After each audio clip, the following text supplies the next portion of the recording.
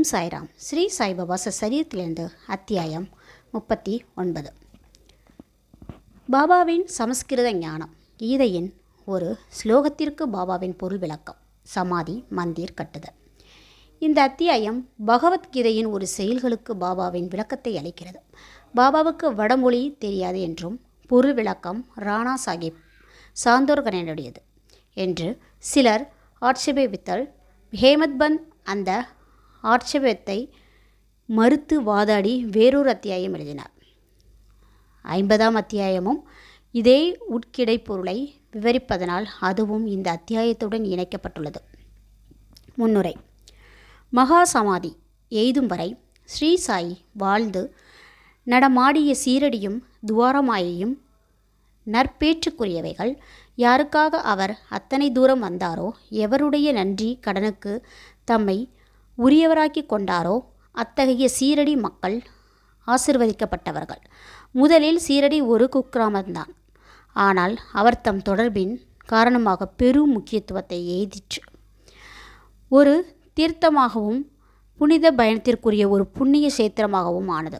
சீரடிகள் பெண்மணிகளும் அதே அளவு ஆசிர்வதிக்கப்பட்டவர்கள். அவர்பால் அவர்கள் கொண்டிருந்த முழு மனதான சிதையாத நம்பிக்கையும் நற்பேற்றுக்குரியது. அவர்கள் குளிக்கும் போதும், சோளத்தை அரைக்கும் போதும், பொடி செய்யும் போதும், மற்ற இல்லற தர்மங்களை செய்யும் போது பாபாவின் புகழை பாடினார்கள். அவர்களின் அன்பு நற்பேற்றுக்குரியது. ஏனெனில் கேட்போரின் பாடுவோரின் மனங்களின் கொந்தளிப்பை அகற்றி சாந்தப்படுத்தியது. இனிமையான பாடல்களை அவர்கள் பாடினார்கள். பாபாவின் பொருள் விளக்கம். பாபாவுக்கு வடமொழி தெரியும் என்பதனை ஒருவரும் நம்பவில்லை. ஒரு நாள் ராணா சாஹிப் சாந்தோர்களுக்கு கீதையின் ஒரு செயல்களுக்கு சிறந்த பொருள் விளக்கம் அளித்து அனைவரையும் அதிசயத்தில் ஆழ்த்தினார். இதை பற்றிய சுருக்கமான விளக்கம் பி.வி. தேவ் என்னும் ஓய்வு பெற்ற மாமலதாரால் எழுதப்பட்டு சாயிலீலா சஞ்சகியின் தொகுப்பு 7 ஸ்புத விஷயா பக்கம் 563 மராத்தியில் பதிக்கப்பட்டது. சகோதர் பி.வி.